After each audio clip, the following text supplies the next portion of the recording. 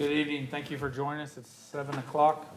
We'll start our regularly scheduled council meeting. It's Tuesday, August 27th. Madam Clerk, if you'll call the roll.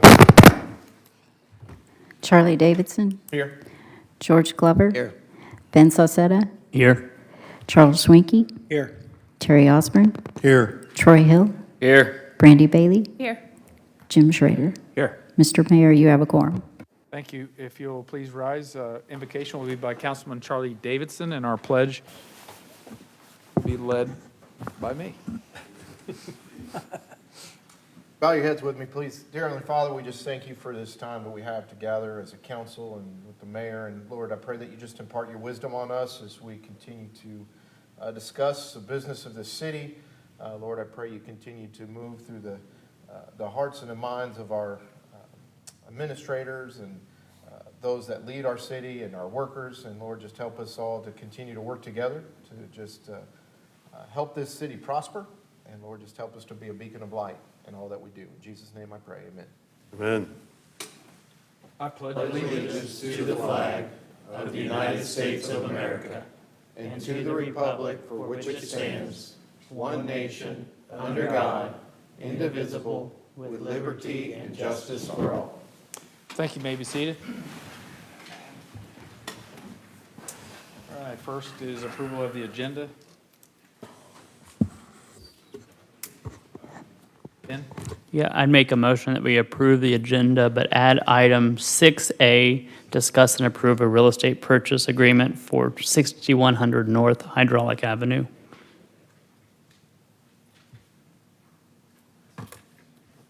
Thank you, Ben. Charlie? Second.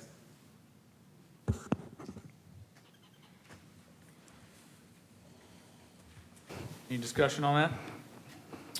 Okay, motion by Ben, seconded by Charlie to add item 6A. All in favor? Aye. All opposed? Motion passes 8-0. We have no awards or presentations tonight. Nobody signed up for public forum. Staff reports? Next, we have consent agenda. Charlie? I move we approve the consent agenda as printed. Thank you. Terry? Second. Ben, did you have a question? Well, no, I will abstain as I wasn't at the July 23rd special meeting. Motion by Charlie, seconded by Terry. All in favor? Aye. All opposed? Abstain? Aye. Motion passes 7-0-1 with Ben abstaining. Move to item 6 under new business. Receive and file report from Sedgwick County Fire Department on the June 23rd fire at Evergreen Recycling. A couple weeks ago, Sean and I met with some county officials, including the fire department, and just kind of had an after-action debrief on the fire on 53rd Street. So they've come tonight to give us a kind of a final report and notify everybody what happened and why and what plan is, mitigation factors, and where they stand. So thank you for being here tonight. Yeah, my pleasure. Good evening, Mayor. Good evening, Council. My name is Brad Crisp. I am the Fire Marshal for Sedgwick County Fire District Number 1 and is responsible for investigating the fire that occurred this last June. I've prepared a very brief overview PowerPoint presentation for you all, and I'll be happy to answer any questions that you may have. You don't mind advancing that for me, or do I advance it? Nope. Okay. There you go. Very good. So on June 23rd, 2024 of this year, we had a pretty significant fire out there at Evergreen Pallet on 53rd Street. Those are just a couple of photographs. The first photograph that you see of the fire was about 15 or 20 minutes after its initial report. It was a pretty good sized fire. It was obviously large enough that we weren't able to get it contained immediately. And then eventually you can see in the picture to the right that we brought in the Air Guard and got some assistance from them with some airdrops with a 600-gallon water bucket. If you could advance it to the next one for me, please. The fire was called in almost at 7:30 p.m. on that evening, and we had crews from both Sedgwick County Fire and Wichita Fire that converged on that. The weather conditions did kind of change on us about mid-evening, and the fire did jump a fire line that we had established to the north and to the east. Unfortunately, those embers continued to blow, and it did jump a second fire line that we had established just north of the first fire line. Eventually, we were able to stop it at the third fire line, which was a very large pile of raw material, essentially tree trunks that are piled up on the north end of the property. And with a lot of help from the heavy equipment available at the scene with Mr. Rawls, as well as with our crews repositioning, we were able to get it stopped there at that third fire line. On the second day, Board of County Commission Chairman Ryan Beatty did declare a local state of disaster, which allowed us to get some help from the state of Kansas Air Guard. Next slide, please. Pre-fire wise, we'd been working on this since October of 2022. You might remember in October of that year, we had a 9-day fire at Evergreen. We had pretty significant access challenges. We had some water supply challenges and some other things that weren't going very well. So we worked with Mr. Rawls to get better access onto the property and around the property. We convinced him to make the piles of his raw material and products smaller, as well as provide us with some larger fire breaks. And he did all of those things and then some. I was personally there in February of this year to do a reinspection and to kind of follow up on our semi-annual inspection of the property. I did determine that the access was actually improved to the point where we had all-weather access, meaning that we could drive our very heavy fire trucks on those dirt and gravel roads even when they were wet. That was a challenge that we had the first time around, getting our apparatus stuck.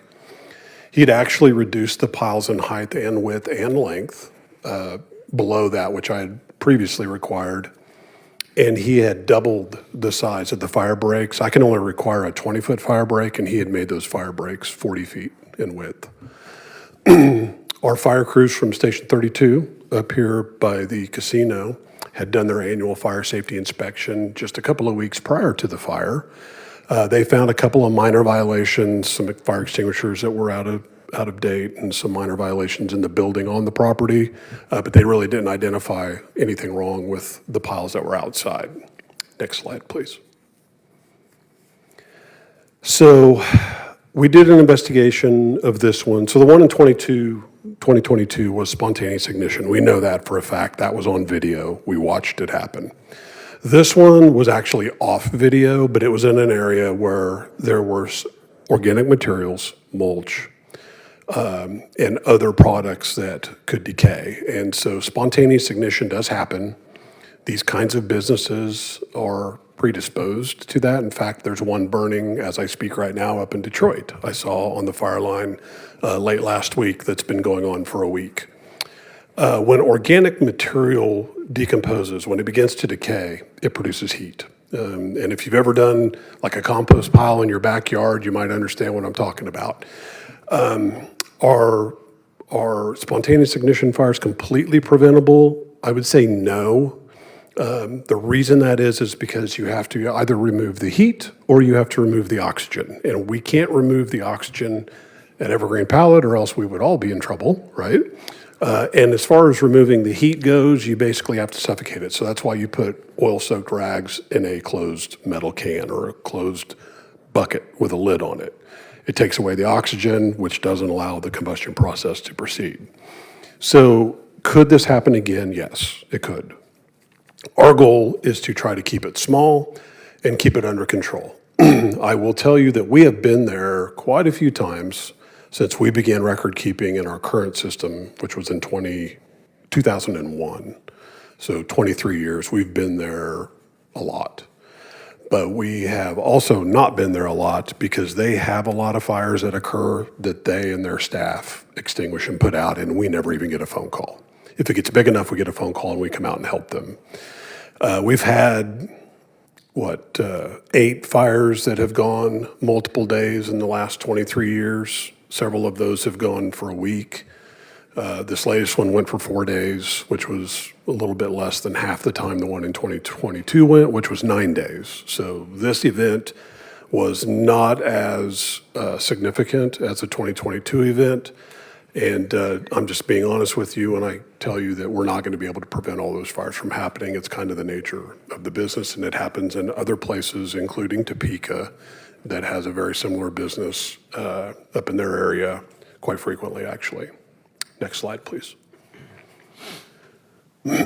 So post-fire information, I did personally meet with Jeff and his team, along with KDHE, who came down, that's the Kansas Department of Housing and, Health and Environment. They conducted a site visit as well, and we kind of went over the game plan. What I requested of Jeff was to reduce his raw material pile by 50%. And that's a big ask. He's got a lot of material out there. Of course, a lot of it was consumed by the fire, and we're going to hold him to that, and he agreed to do that. That in and of itself should reduce the likelihood that we have a multi-day event. We're going to continue, or asked him to continue to improve overall site access. We still have some access challenges on the far west side along what would be the railroad in a ditch. We're asking him to continue to reduce pile sizes, which he's agreed to do. He's also going to windrow the piles that he is making. And what that does effectively is it keeps moving the material. And if you can think of it as moving the material keeps the heat dissipated, that's what helps us out. So the more he turns it, the more he touches it, the more he processes it, the less likely it is going to collect its heat and reach its ignition temperature. We've asked him to install an additional fire hydrant on the property. One of our challenges is we've got to have the wet stuff to put on the red stuff. And if you don't have enough of that, you can't put out the fire, right? There's one hydrant on the property, there's one on 53rd, and there's one up on Prospect. And we have to lay a lot of fire hose to get water to where we need it. And so he's agreed to do that. I'm going to give him some time. That's a very expensive proposition. So I'm going to give him some time to get that done, and we're going to try to get that done in the next 12 months. I've asked him to improve his after-hours security as well as monitoring of the site. If we can get a report of the fire while it's still small and I can get crews there quick enough, which we should be able to do, we can keep it contained. The delay in reporting it this last time was just not acceptable. And it's important to note that Evergreen has continued to exceed our fire code requirements. They've been extremely cooperative, and Jeff and his staff and his equipment was on site with us the entire time trying to extinguish this fire. He put himself, his staff, and his equipment in pretty great jeopardy. He was doing things that I wouldn't do. So I do give him some credit for helping us extinguish that fire. Next slide, please. If that doesn't work, there are basically 2.5 more things I can do. I can require him to install additional hydrants and loop the system. That is to connect the system from Prospect down to 53rd. Again, very expensive proposition. That would pretty much guarantee that we would have an unlimited supply of water, assuming that we didn't break the main line. And it would probably be more beneficial for us to have more water and get it there more quickly than we can right now. But like I said, that's a very expensive proposition. The second thing I could require him to do is static pile monitoring, and that could include 2 things. It could include water sprinkler systems like they do down in the Deep South on hedged piles and log piles where they basically keep it watered 24/7, 365, which is very expensive. Or thermal monitoring, or both. Thermal monitoring, think of like infrared cameras that are installed on the property and it detects thermal signatures. Those systems also have their challenges. They're not 100% reliable, and they're very expensive as well, especially with some of the water challenges right now. Sprinkler systems don't seem to be a great idea. So next slide, please. That's really all the information that I have. I'll be happy to answer any questions that you might have. If I don't know the answer, I will absolutely find out the answer for you and get it back to Sean or to the mayor and get it to you as quickly as possible. Great. Any questions or comments? Jim? One thing I was thinking through, I was listening to your comment about the sprinkler systems. It would use a lot of water. Sure. It'd be expensive, but how would that compare to the amount of water and expense you had putting the fire out? Yeah, I mean, he got a bill for the 2022 fire, and for this fire, he did get a pretty significant water bill, bigger than my water bill. Yeah. You know, we used, golly, nearly 1 million gallons, was it, on this one? 2.8. That's a lot of water, but we only did that in 4 days. A commercial-size sprinkler system that's drawing from like a city tap or something would probably use way more water than that over the course of a year. It would have to be continuous. And then what are you going to do? You have to reclaim the water as well. So you'd have to have a reclamation plan, and that gray water has to be treated and reintroduced. And it's a very expensive proposition. I don't know that he would even be able to do that, to be honest with you. And then, as far as the amount of water that we use this time versus in 2022, we used a lot more water than that in 22 because we were here for 9 days. I don't know that we used as much as what he would consume in a year doing a sprinkler protection system like that.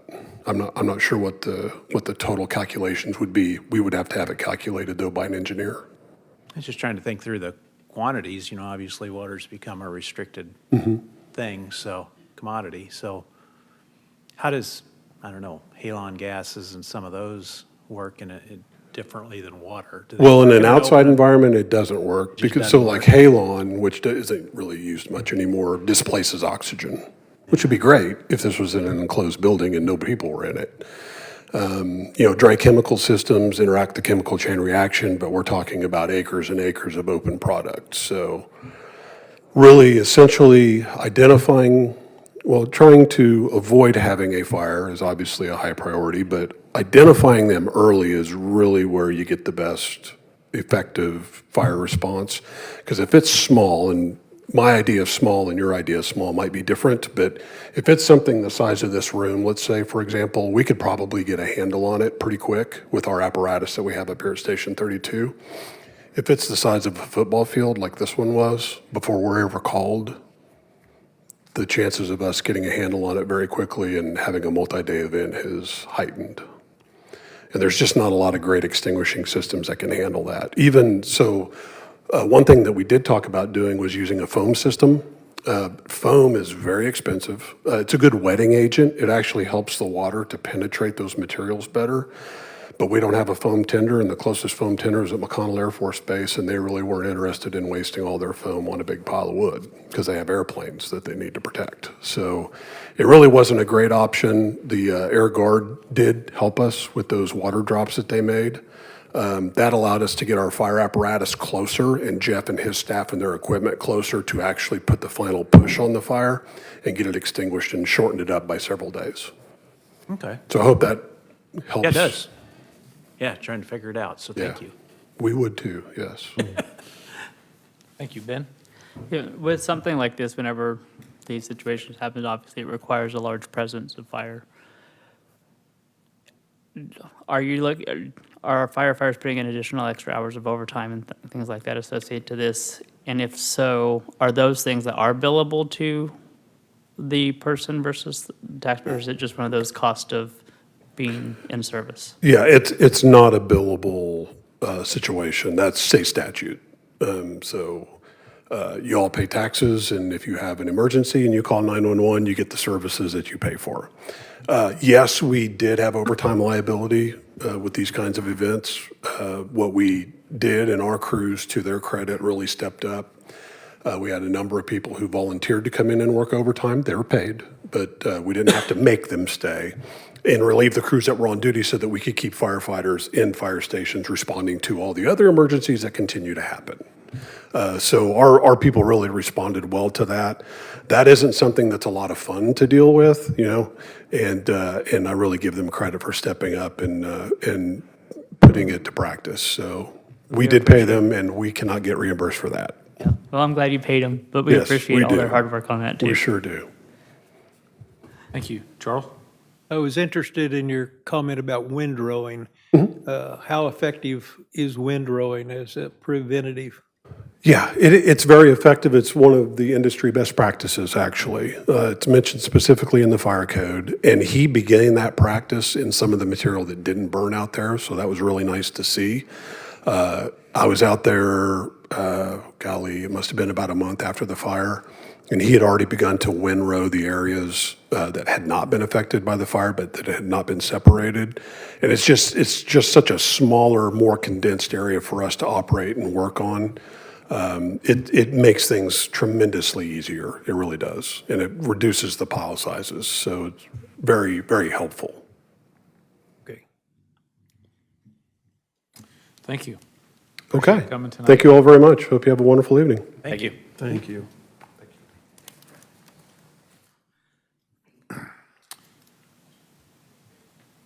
Okay, I would just entertain a motion to receive and file.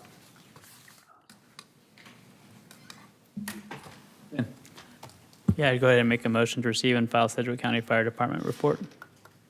Shirley? Thank you. Is there any further discussion? Okay, motion by Ben, second by Charlie, all in favor? Aye.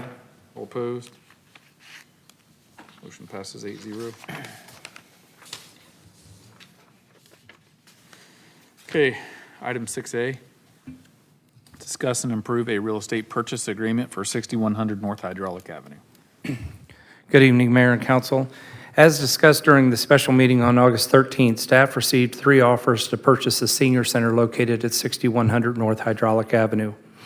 The first offer proposed paying 10% down but closing on the property in 18 months, giving the city time to design and build a new facility. This proposal required an inspection and an appraisal of the property, and that the city lease back the property at a cost for the 18 months. A second offer received was slightly less than the first offer, but proposed paying 10% down and closing within 30 days. This offer does require an inspection of the facility, but did not require an appraisal. The city would still technically lease back the property from the buyer, but at a zero cost to the city. The buyer will pay the city the remaining balance, amortized at 0% over 30 years for the next 18 months that the city is occupying the building, followed by a balloon payment upon transference of the deed. The third offer was substantially less than the previous 2 offers and therefore was not researched further. There is a physical impact, as naturally it's unbudgeted. It would be an unbudgeted gain to the general fund.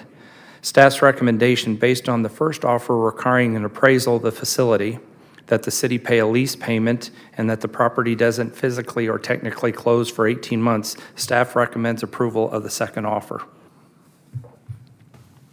Ben? So on this one here, obviously the fiscal impact will we'll receive the monetary portion over the next 18 months laid out there. Correct. But we are going to have to now construct a new senior center within an 18-month period. That is correct. How confident do we feel we are with the design and? At the time of Or- receiving the bids, we reached out to to a couple different architects actually, and said that that would be sufficient amount of time, somewhere between 5 to 6 months, to go ahead and plan, bid the project, and then the year's worth of construction. The proposed offer to be accepted does allow for the city to, like I said, to lease back the property for 18 months with the understanding that there could be a weather delay, and so it allows even actually out to 21 months if needed. So obviously here in a few items, we're going to address our budget for 2025. That is correct. What would be the thought process or plan you would have for addressing the budget side of constructing? I mean, obviously, we're not going to be able to pay for that out of our city budget just off of general fund. So That is correct. what would be the general thought on? Well, it would, for 2025, it is not in the budget at all. Council, throughout their budget workshops, have gone ahead and sectioned off $300,000 for capital improvement projects to be earmarked for the senior center, so that's a good down payment, but that's definitely not going to build a brand-new senior center. It is one of the 8 priorities mentioned during the approval of the 1% local retail sales tax back in August of last year. This was identified as one of those top 8 priorities. So that would be a decision for council to make as we proceed down this path of how much money would they like to commit from that on the front side, as well as committing it to a general obligation bond going forward for the building of the building. Last question on this. Would you think that, again, obviously this is something that will be council's prerogative as we get through this, but would the idea of consolidating a general obligation bond for this and the construction of a pool be something that, because we're kind of in the same time as far as design side of it, and obviously we can construct whenever, but. That is a possibility, yes, of going out with one general obligation bond issuance for both projects. As we've done that with multiple projects around the city, when we bundle it up, we normally do general obligations bonds on an every other year basis. So we look and figure out what projects have been recently completed, and then we package those together for the bond issuance. Okay, thank you. Yes, sir.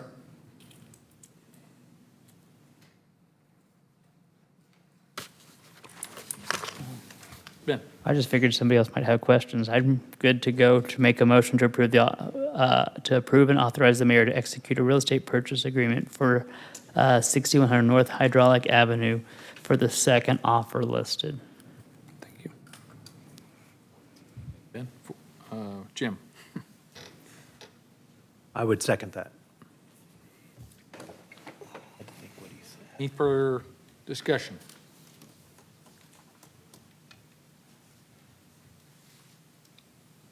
Okay. I'll call the question then. All in favor? Aye. All opposed? Motion passes 8-0. Item 7, hold a public hearing to exceed the revenue neutral rate and consider approval of resolution. Good evening. Amy? The combined notice of hearing to exceed the revenue neutral rate and budget hearing was published in the Ark Valley News on July 25th, providing a proposed estimated mill levy for the 2025 budget of 43.443 mills, which is half a mill lower than last year's final mill levy. Since this proposal exceeds the revenue neutral rate of 40.479 mills, some additional steps are required prior to holding the budget hearing, that is the next agenda item.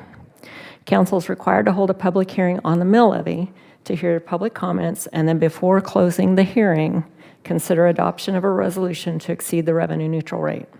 The law requires that the resolution be approved with a roll call vote. A copy of the resolution, a certified copy of the roll call vote form, and other budget documents will be placed on the Kansas Department of Administration's website with a conspicuous link on the front page.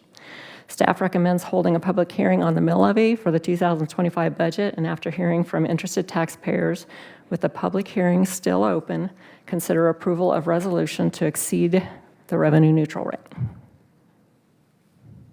Thank you. Ben? I'll wait till you do the public hearing part, if that's fine. It's 7:27. I will open the public hearing. Ben? Yeah, so what was that rate that we are exceeding? 40.479 mills, And our proposed 40.47, 40.479. and right now we're estimated at 43.443, so it's a 3 mil decrease roughly. What would that equate to monetarily, roughly? Each mill is about 145,000, so close to 450. $450,000 out of a budget there. I mean, just based upon your professional recommendation as a budget and in this, what services to the public taxpayers should the state suggest we cut out? Police or streets or, I mean, $450,000 to cut out of a city budget that's not very large is actually a pretty heavy task. And I don't feel comfortable cutting out funding to our police department, to our public works, to any of our departments in our city that are servicing our community citizens. So, again, I really don't, I'm not asking you really honestly to give me a specific. I just think that cutting out that much is actually irresponsible form of serving our public. Our public.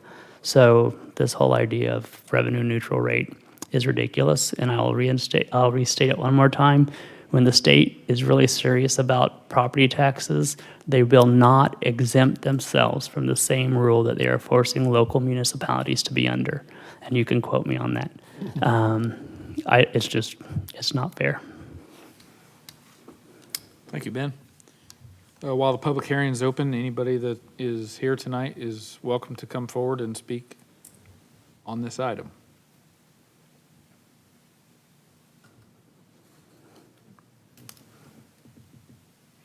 Council, is there anybody else want to speak? Exciting bunch, okay. All right, I would entertain a motion. Jim? I would move to approve Resolution 1218-2024 to exceed the revenue neutral rate for the City of Park City 2025 proposed budget. Thank you. Troy? I second.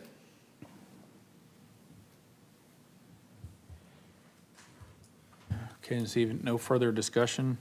This will be a roll call vote. Jim Schrader, Aye. Terry Osborne, Aye. Brandy Bailey, Aye. Troy Hill, Aye. Ben Sosetta, Aye. George Glover, Aye. Charles Swanky, Aye. Charlie Davidson. Aye. Thank you. Motion passes 8-0. We'll close the public hearing at 7:30. Next is item 8, hold public hearing and consider approval of the 2025 City of Park City budget. Okay, as I mentioned earlier, the combined notice of hearing to exceed the revenue neutral rate and budget hearing was published in the Ark Valley News July 25th. It was also placed on the city's website. The total 2025 expenditures published were based on budget version number 4 that was distributed to council during the July 23rd budget work session and also emailed to council on July 24th. As noted in the previous agenda item, the estimated mill levy is 43.443 mills, which is half a mill lower than last year's final mill levy. Staff recommends holding a public hearing on the budget, followed by approval of adoption of the 2025 City of Park City budget in the amount of $45,870,071 with an estimated mill levy of 43.443 mills. And if the budget is adopted tonight, would appreciate it if you would all stop at Marlo's desk afterwards to sign the certificate.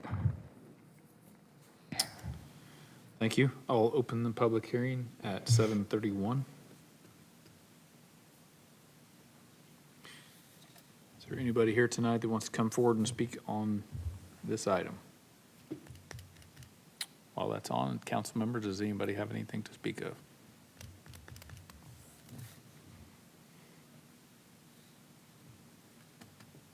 Ben? I'm ready to make a motion whenever you close it.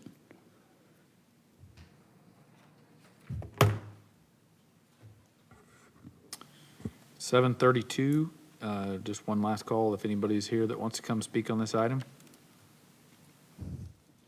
Seeing no one, I'll close the public hearing at 7:32. Ben? I want to say thank you to Dee and the entire staff that have worked hard over the last several months to make this budget what it needs to be. I feel confident that, one, we've reduced the tax mill levy again for a second year, another half mil, so we're down a mil there on that. We've committed to working on that, so thank you to council and for staff for doing that, and then providing the necessary things to improve the quality of life for our citizens. We've dealt with years of decaying infrastructure, whether it's been our roads or water systems or things along that line, and we're taking the appropriate steps to make sure that our citizens enjoy living in Park City and don't have to deal with some of the headaches that happen when government doesn't do their job correctly. So with that, thank you, and I'd make a motion to approve the 2023 budget, 2025 budget. Sorry, I went back a few years. In the amount of $45,870,807. I can't even talk. We'll start over. Let's start over. $45,870,071 with an estimated mill levy of 43.443 mills. Thank you. Terry? Second. I That was the believe. easy job. Any further discussion on the budget? Okay. All in favor? Aye. All opposed? We have a budget, 8-0.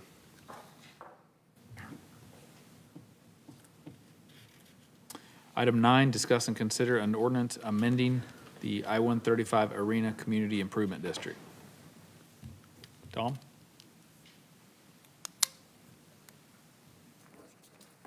Good evening, Dominic Eck with Gilmore and Bell, Bond Counsel. Tonight, we have an ordinance to consider an amendment to the Arena CID. The ordinance consideration will follow a public hearing to be opened for this matter as well. The amendment would provide for the ability to levy special assessments against one of the parcels that is within that CID, and that's the parcel where the arena is currently located. Those assessments would be able to be utilized to pay for certain improvements to the arena. And really what they would do is allow for that assessment to be pledged as security for a lender to help finance a portion of these improvements, HVAC, and a couple of other upgrades. And so there would not be any assessments that could be levied for those projects against any other of the parcels that are within that CID district. And it does not, bind the city to expend any funds or provide any extra incentives related to the project. It just increases the number of tools that the CID can offer from only the CID sales tax to a CID sales tax and the assessment piece for a portion of the project. So happy to answer any questions on the procedure. I know the developer is in attendance as well if you have questions on the specific project itself. Thank you.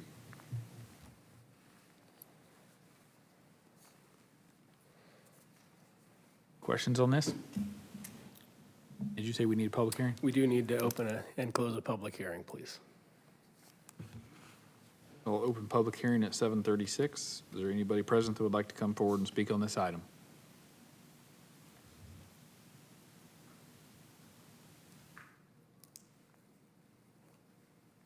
I'll ask one more time if anybody would like to come forward and speak on this item.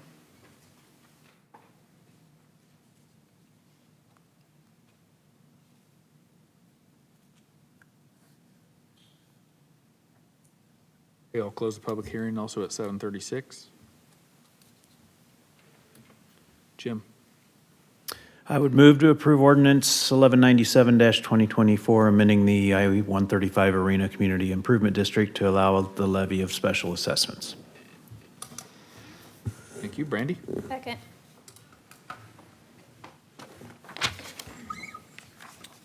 Okay, motion by Jim and second by Brandy. This will be a roll call vote. Jim Schrader, Aye. Brandy Bailey, Aye. Ben Sosetta, Aye. Charles Schwenke, Aye. Terry Osborne, Aye. Troy Hill, Aye. George Glover, Aye.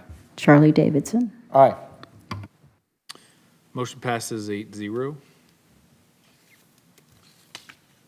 Move to item 10, discuss and consider creation of a community improvement district, or CID, and authorize redevelopment and improvement project related to Champtown.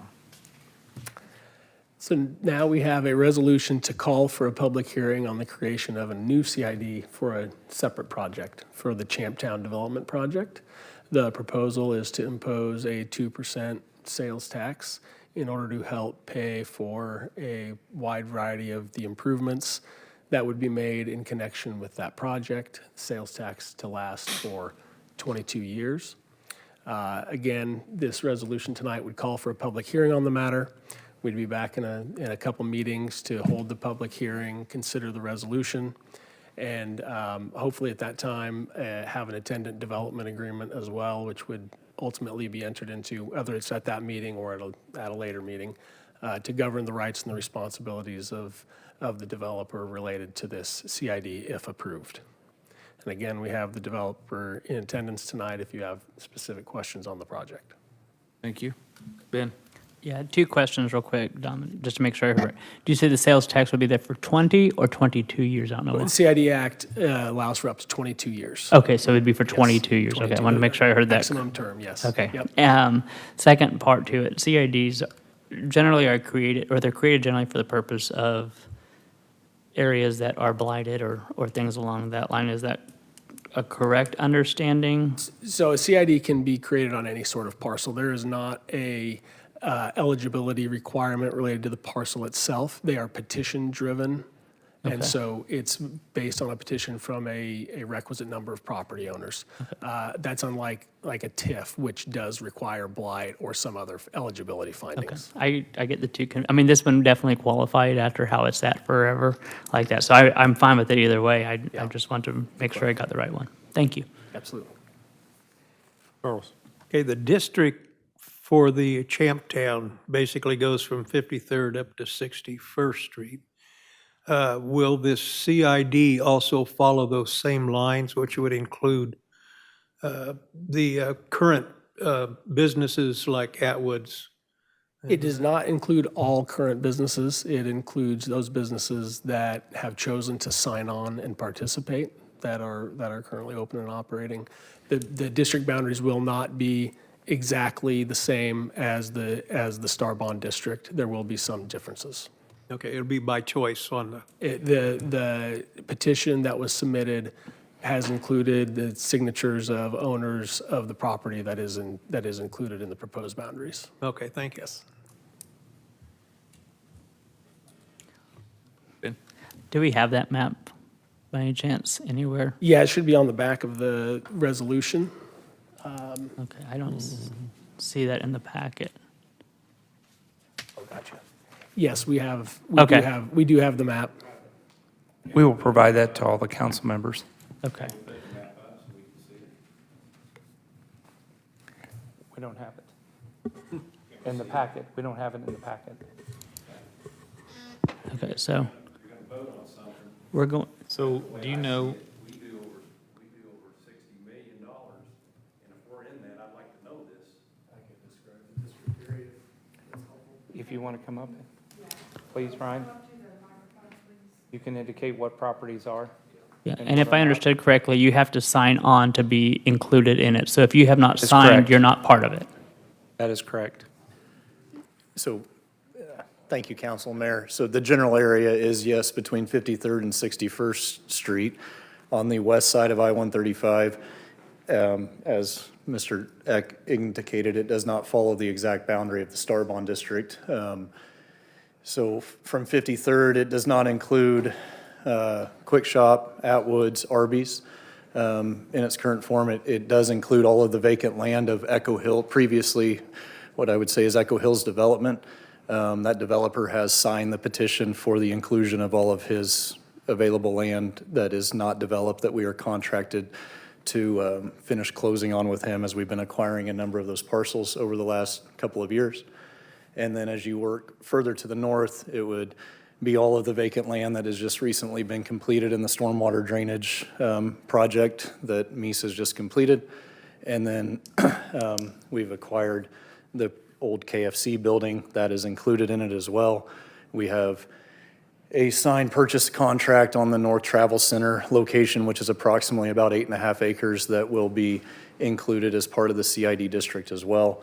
There is a kind of cell tower, where there's a cell tower on the property that is not generating any sales tax, and it's not big enough to ever generate any sales tax, but the boundary and the survey that was provided by our engineer will include that. And that property owner was agreeable to inclusion of that cell tower parcel. It's a very small parcel. And then, McDonald's is not included in it right now. We have had multiple conversations with, or started to have some conversations with each of the existing businesses that are there within the district operating today. And we have, just from a timing standpoint and what we're trying to get done related to the primary use of this CID is to help facilitate the costs related to the baseball project.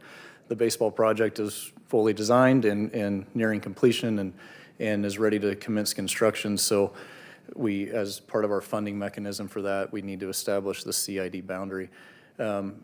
Obviously, that baseball, we anticipate to provide tremendous growth for the area and visitor count of about 1.5 million annual visitors a year. So I do feel that some of these businesses may, as we get more time to work with them and McDonald's, others, they're going to see an uplift in their business and think that maybe they would join the district, and we may amend the district boundary to bring them in.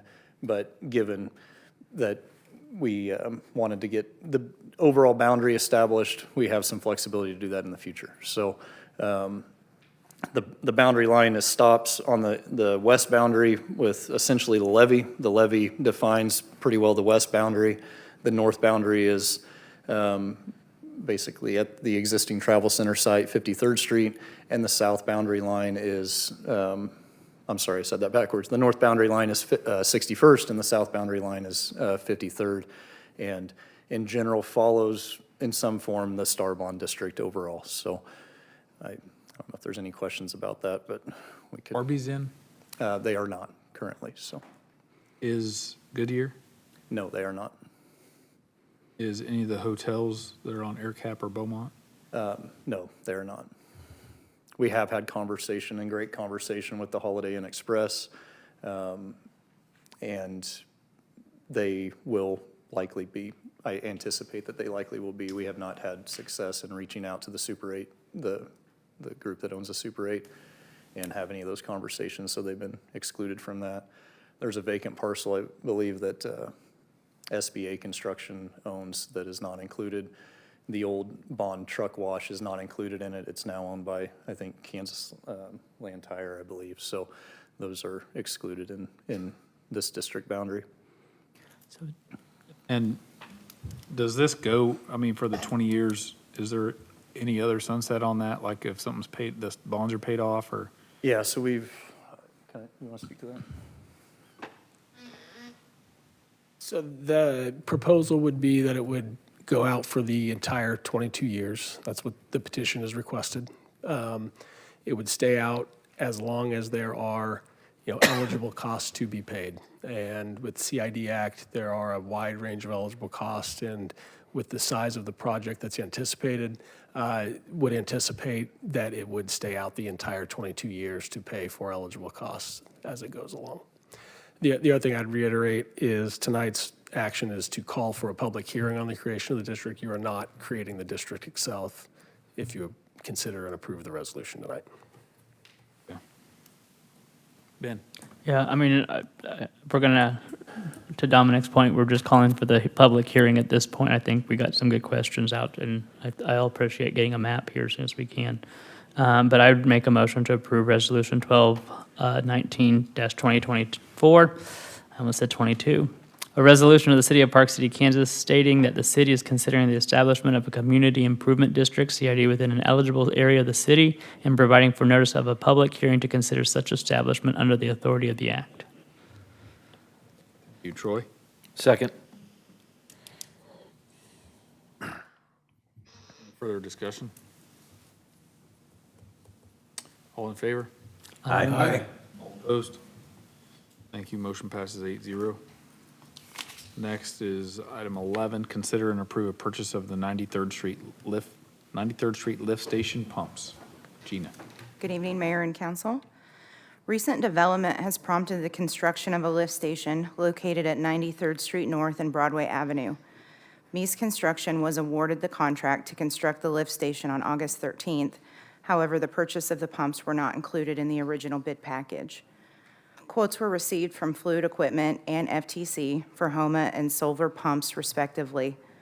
Staff consulted with Wilson & Company for their recommendation based on their knowledge of our overall system and involvement with our recent lift station construction and pump replacements. Wilson & Company is recommending the purchase of 2 Homa pumps and related accessories from Fluid Equipment in an amount not to exceed $119,000 to be paid from the Capital Projects Fund. I stand for any questions you may have. Ben? I don't have any questions here. I'd make a motion to approve the purchase of 2 Homa pumps for an amount not to exceed $119,000 to be paid from the Capital Projects Fund. Jim? I'll second that. Any further discussion or questions of Gina? Thank you. All in favor? Aye. All opposed? Motion passes 8-0. Next, item 12, discuss and consider approval of a bid from Conspec Incorporated doing business as Kansas Paving for the 2024 street rehabilitation project. Back in February, Council had approved option 1 of our 2024 street rehabilitation project, which included a 2-inch mill and overlay of Broadway Avenue from 45th Street North to 59th Street North, as well as a concrete entrance improvement to Old Lawrence Road, just south of 49th Street. A bid opening was conducted on August 22nd, and a total of 3 companies submitted bids. Conspec Inc., doing business as Kansas Paving, submitted the lowest bid of $795,202, which was well below the engineer's estimate. This is a budgeted item to be paid from the Streets and Highway Fund, and I stand for any questions you may have. Charles? I'm looking at these bids. I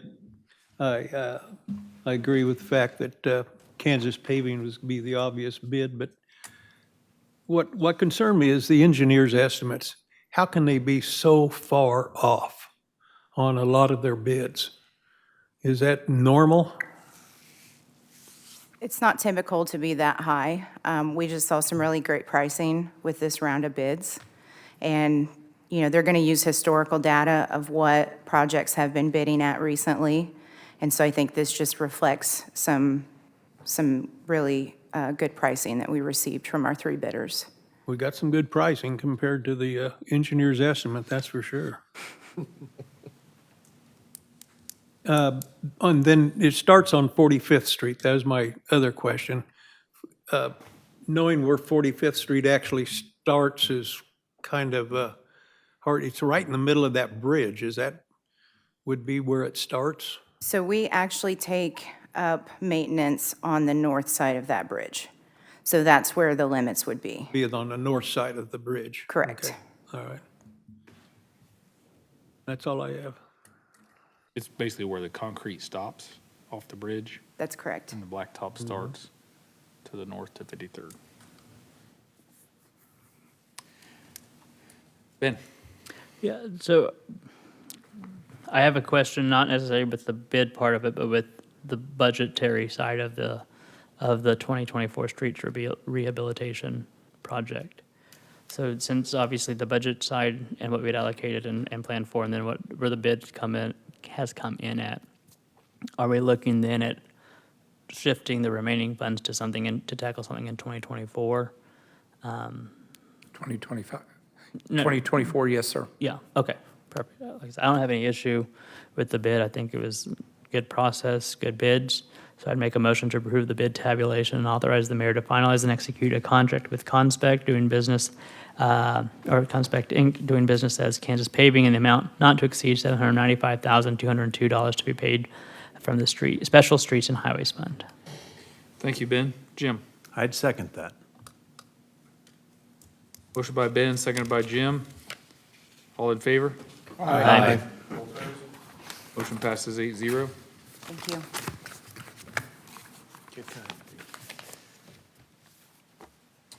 Next is governing body reports. Start with Charlie tonight. I don't have anything, Mayor. Don't have anything. Ben? Yeah, one of the things I want to just kind of bring up here is something I've noticed the last couple weeks. I've noticed at different points, but just a little bit more is our general grass areas in the city have been looking pretty rough. I know thankfully we have had some rain, which has probably lent some to that, but I think if as a city we're looking to ensure that people are following all of the codes concerning yard maintenance and things like that, that we need to keep the same level of standard for ourselves. And even just today, driving down Hydraulic, it looks pretty rough. And I know that we're facing staffing shortages and things along that way, but with the salary savings and areas that we have seen, I believe that there could probably be some ways to look at outsourcing some of that a little bit more effectively, especially in times when we might find ourselves over our head. Everyone's dealing with staffing shortages right now, and we're no exception. Public Works is no exception. Police Department's no exception to this. So finding some creative ways to get solutions, I think, would be helpful. And I'd love to see us. I'd be fully supportive of those methods to make our city look the way it should consistently. Yes, sir. Charles? I would agree with everything that Ben says, which shouldn't surprise anybody. But also, the show this weekend with the Blue Angels. If you didn't get a chance to see that, that was phenomenal. Definitely phenomenal. The heat was definitely a little bit of an issue. I think we had like 117 people had to go to the hospital at Wesley. I don't know how many other hospitals took on people, but it didn't seem to, the heat didn't seem to have it would hit anybody from an 18-year-old girl that looked like she's in great shape to somebody like me, but didn't bother me at all. It should have, but it didn't bother me. The other thing is I've put out some, because I'm kind of like one-handed for a while, so all I do is hang around the house. Anyway, I made some plaques over there that would work really good for putting our medallion and our shovel on. And so I've got enough for the council over there, and then if I need some more, I've got some more lumber. So help yourself to one of those tonight, and let me know if you need any help. We just epoxied the shovel and the medallion onto those things, but hot glue will work too, whatever you got. Anyway, that's what you do when you have one hand. Nothing to add. Same, nothing to add. I have nothing. Neither do I. Thank you. I would entertain a non-debatable motion to adjourn. Ben? So moved. Charlie? Second. Motion by Ben, seconded by Charlie. All in favor? Aye. All opposed? We're adjourned.